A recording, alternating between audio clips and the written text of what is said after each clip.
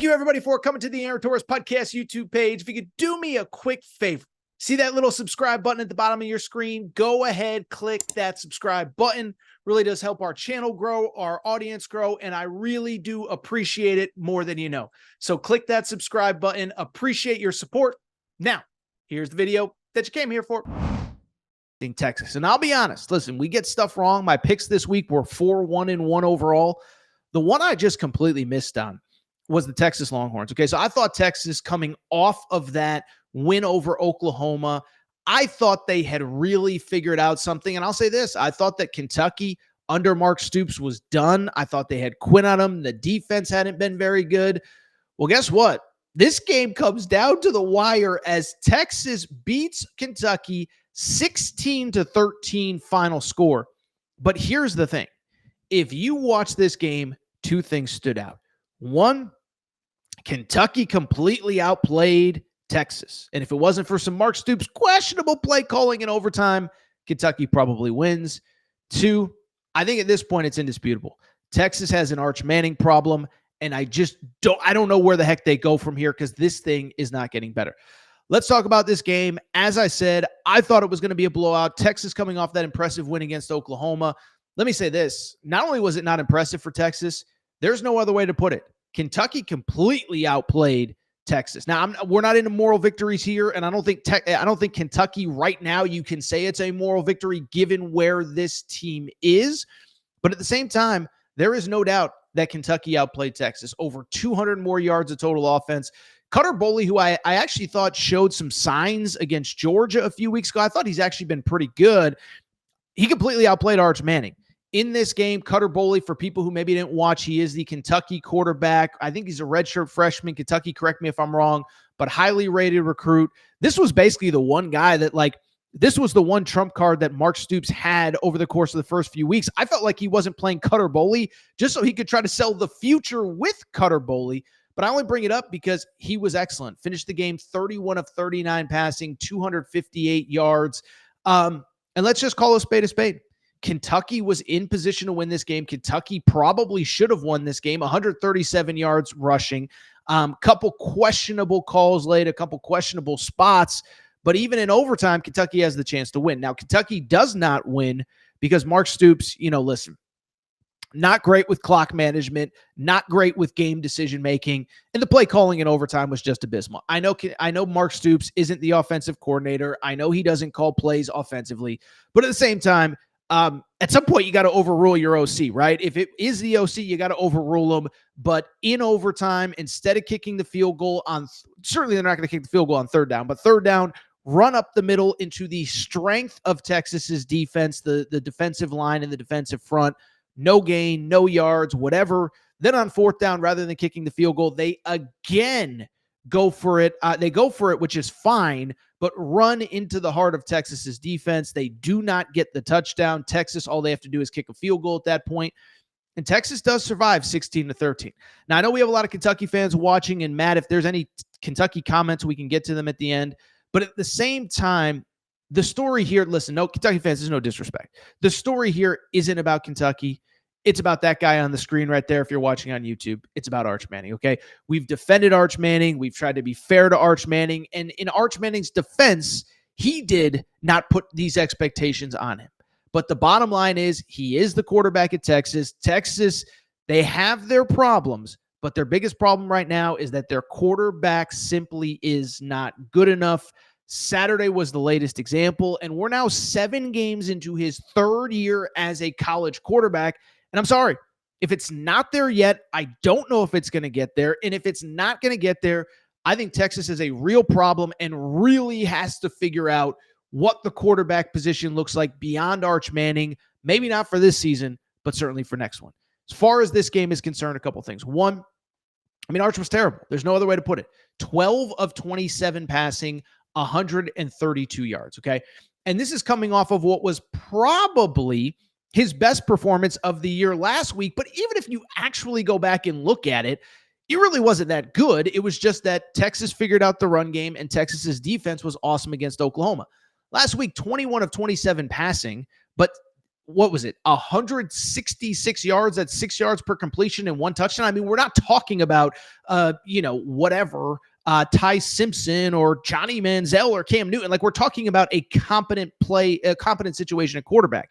And at the same time, part of the thing about it was that, like, yes, he played well because everything else around him was clicking, right? And so that's the thing, is that last week, first of all, I had some of you like, when are you going to give Arch his props? And it's like, because he played one good game, like, listen, credit to him, won the Red River Shootout. They get to wear the little bronze hat, like, congrats to you. But can I get 2 good games in a row? And the answer is apparently no. And that is where the issue is 2 things. One, we are now 7 games, again, into year 3 of the Arch Manning era. He has yet to put back together back-to-back good games, okay? As a matter of fact, his bad games have been really bad. 11 of 25, 114 yards against UTEP. We know what he did against Ohio State earlier in the year. 16 of 29 against Florida. That wasn't all on him. But even if you want to argue that he hasn't been great, here's the thing, is that everything else around him is, I don't want to say it's starting to come together, okay? But let me back up and say this, is that I do think this is where the concern is the concern is a couple things. One, first of all, you're the quarterback at Texas, okay? And nobody is asking you to be great. As a matter of fact, Matt, you could pop up, I think it was Clarence Hill was the guy who said this, and I think this is the important point and the important theme of this conversation. Clarence Hill, longtime columnist, journalist in the Dallas area, said, Arch Manning doesn't have to be great or generational. Just complete a slant route and hit wide open receivers on crossing route. Thanks for coming to my TED Talk. Hook 'em. He's 100% right. And so my whole thing is, people are like, well, it's not just Arch's fault. I get it. But isn't the sign of a good or competent quarterback the ability to raise his level of play when his teammates need him, when the run game isn't working, when the defense is giving up points, whatever? Arch is the exact opposite. Arch needs everything perfect just to look competent. And Matt, this is your 2-minute clip right here, because that is my theme of this segment. It's not that Arch needs to be great, but he's the opposite of what you need from a quarterback in the SEC. He needs everything else to be great just to look competent. To Texas's credit, the defense outside of a half has started to look very good. They were not good the first half against Florida, but you even go to the second half against Florida, they were fine. They were great against Oklahoma. They were great against Kentucky on Saturday, or at least good enough. The run game is not good right now. The O-line is not good, but part of it is the run game is not good because, to Clarence Hill's point, and it's to everybody's point, I'm not putting this on Clarence Hill, but to his point, Arch Manning can't hit wide open receivers when he has time in the pocket. And so to me, this is officially a problem. And don't sell me on he's young. He's in his 3rd year of college football. Let me just ask you a very simple question, okay? Bryce Underwood was playing high school football 8-9 months ago. Who has shown more signs that they will eventually figure it out, Bryce Underwood or Arch Manning? I would 1,000% argue that it's Bryce Underwood, not Arch Manning. By the way, Bear Bachmeier, true freshman, got to BYU in May, has BYU 7-0 and is playing great football right now. And even if you want to argue the Big 12 isn't the SEC, I don't care. 7-0, true freshman, got to BYU in May, okay? So don't tell me it's that he needs more time. And he's in his 3rd year in the same system with the same coaching staff, okay? And he's just not good enough. And for the first time, I really do think Steve Sarkisian really has some tough decisions to make, because I think for a while, I was under the impression of 2 things. One, you can't force a Manning into the portal. You can't run off a Manning. I still, to a degree, believe that. But what I also believe is you can't keep going on like this. There is too much money invested in the rest of the roster. Listen, we know that there was a report that Texas's roster was close to $40 million. Even if it wasn't $40 million this year, even if it was $30 million. Even if it's going to be a little bit less because of rev share next year, which I don't think it'll be, but let's play that game.